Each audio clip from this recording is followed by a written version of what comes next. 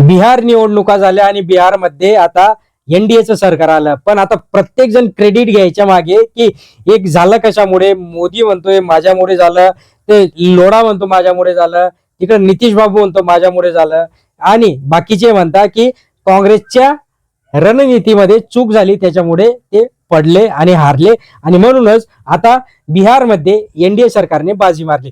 पण सगळ्याच्या पलीकडे जाऊन जर आपण विचार केला तर भरत गोगावले म्हणजे एकनाथ शिंदेचा माणूस काय म्हटला ते एकदा तुम्ही बघाच आणि मग आपण याच्यावर बोलू. मुख्यमंत्री देवेंद्र फडणवीस आणि उपमुख्यमंत्री शिंदे साहेब यांनी जो काय प्रचार केला तो त्यांच्या परीने उपयोगात आला.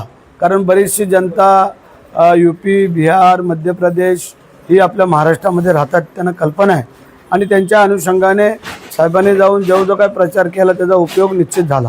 अशा पद्धतीने भरत गोगावलेचं म्हणणे आहे की महाराष्ट्रातील मुख्यमंत्री देवेंद्र फडणवीस तिथे पोहोचला आणि उपमुख्यमंत्री एकनाथ शिंदे यांनी देखील तिथे जाऊन प्रचार केला, आणि म्हणूनच आता बिहारचे जनतेने आपल्याला मतदान केलेलं आहे. म्हणजे एनडीएला भाजपला मतदान केलं, कारण की त्यांना माहिती आहे की आपण उठून सुटून महाराष्ट्रातच जात असतो कामधंद्याला, आणि म्हणूनच त्यांनी देवेंद्र फडणवीसचं बोलणं ऐकलं. आता याचा जर आपण गहन विचार केला तर विचार करण्यासारखी गोष्ट आहे बरं का.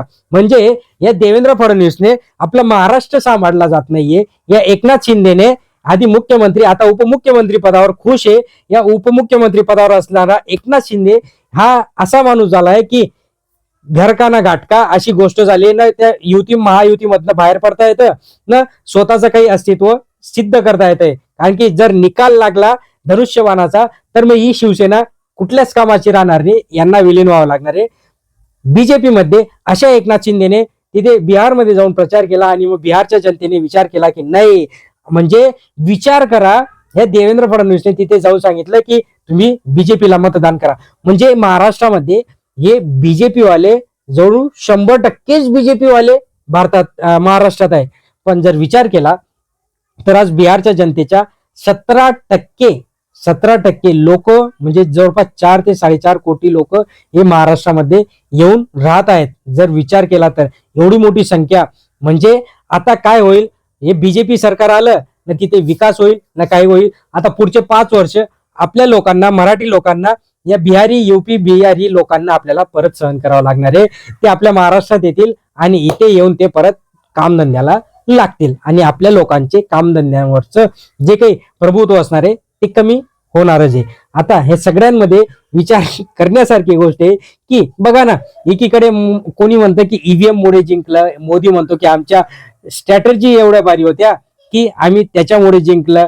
म्हणजे विचार करण्याची जी काही क्षमता आहे हे आता संपलेली आहे. फक्त आणि फक्त हे लोक ईव्हीएमच्या जोरावर जिंकतायत हे आपल्या सगळ्यांनाच देखील माहिती आहे. पण त्याला बाजूला सारून यांचं म्हणणं आहे की आम्ही आता या सगळ्या गोष्टी, आमचे 2 बडे नेते तिथपर्यंत पोहोचले आणि म्हणूनच आम्ही जिंकलो. मित्रांनो, तुम्हाला काय वाटतं या स्टेटमेंटवर? हसण्यासारखी गोष्ट आहे. नक्कीच कमेंट बॉक्समध्ये कळवा. चॅनलला सबस्क्राईब करा, लाईक करा. धन्यवाद.